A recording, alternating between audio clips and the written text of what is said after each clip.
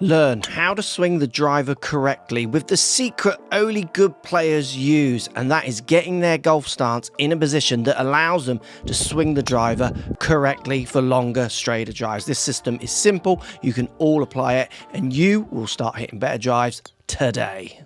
So killer number one in your driver setup, it's foot flare and width for stance. They're one thing, work together.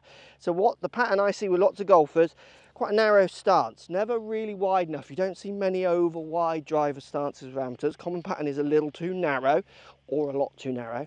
And then second of all, with their stance, they like to get their feet very straight in front of them, straight forwards. I think people do this because it's kind of like straight lines. People like to see straight lines for aiming and what have you. Now the trouble is, two things. One, we need to establish a good width of base with your stance, a good solid base to enable quite a big strong movement. This club is long, it's getting quite a long way away from you. There's going to be big forces pulling on your body. The narrower you get, the more your body has to work as the braking action to the forces on the club. So as in your club body has to go and then kind of try and stop the club from just going over there. Where actually we want your feet to work as brakes, meaning we create speed but we slam on the brakes to make sure we still got control and hit some good positions, some positions that might enable straighter shots. So number one, we want a good solid base to start with your width of stance. An easy way of thinking about this is you want to think of a triangular shape from your feet up to your hips.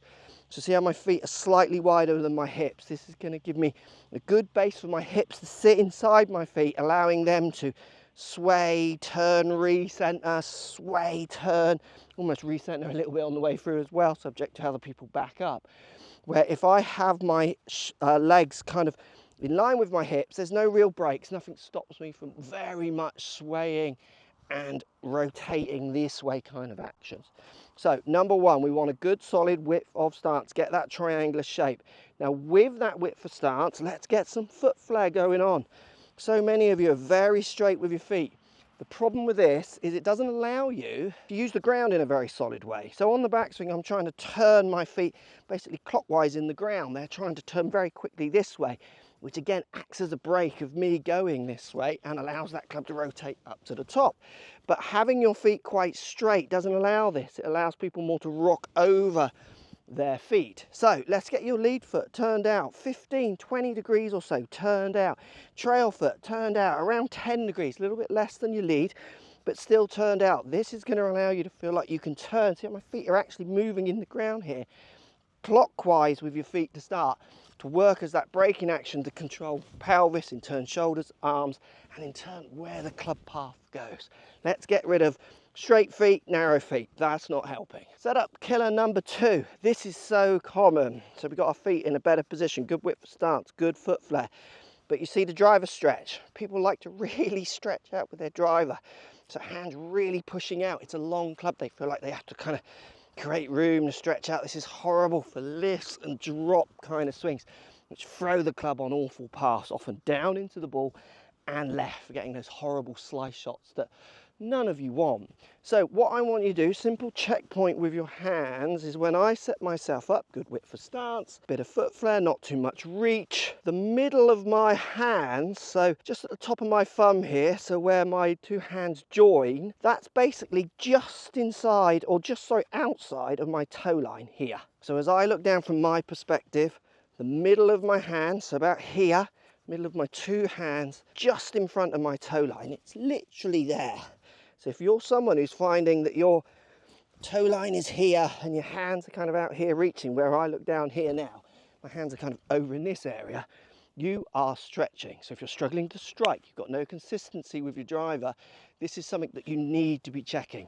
Really common, big old driver stretch, heave, ho kind of action. So we've got a good width for stance, we've got a bit of foot flare, we're not too stretched out for it. Now, just a little caveat, if you feel you have to get closer because you are someone who gets too far away and you've got your hands just in front of your toes here, so the middle of your hands, this is going to feel very close. Don't worry about that. You're going to have to just trust it, hit a few shots, because when you change people's distance away from the ball, it is one where they go, I can't hit it from there. You can, it's just going to feel a little bit different. And number 3, the biggest of all the driver setup killers. Let's say we set ourselves up, we're not too far away, we've got the good width for stance, we do have some foot flare.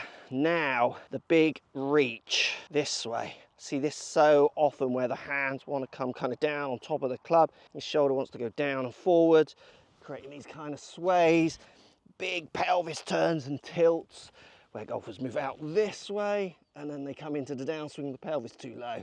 This creates the standing up of the club, the down and left horrible strikes. We need to try and get a fraction of tilt in this upper body, just a fraction this way in the driver swing. So where with your iron you will feel quite straight, the driver, because the ball position's that bit further forward, there is a tiny element of tilt, tiny, it's not huge, but we certainly don't want to see, which we see a lot, where golfers are really leaning forward straight. It gets those shoulders open, tilted the wrong way. Really simple drill to fix this. So, good width for stance, good turnout with my feet, hands not too out in front of me, over the toes. Now what I'm going to do, drop trail hand off, I'm just going to pop it by my trail thigh here, and with the hand pointing towards the target, see how the palm's pointing towards the target? And it's now at the moment, it's level with my lead hand. So what I'm going to do is introduce it below my lead hand, and from this right hand position, that just pushes my hips a fraction forward, tilts my shoulders a fraction this way, because all I'm doing is I'm doing basically that with my grip. So this hand is lower than this one on the club, giving it that fraction of a tilt. To have this hand lower than this hand on the club and then not have this tilt in your body is where all the angles get skew-if. So by doing this drill where you have it down by your trail thigh, just put it so it's level with your lead hand, introduce it below lead, obviously that's where it's going on the club, let the shoulder just go, let the hip just slightly push forward. You are now building and have built some solid foundations to allow you to hit more solid, more consistent drives.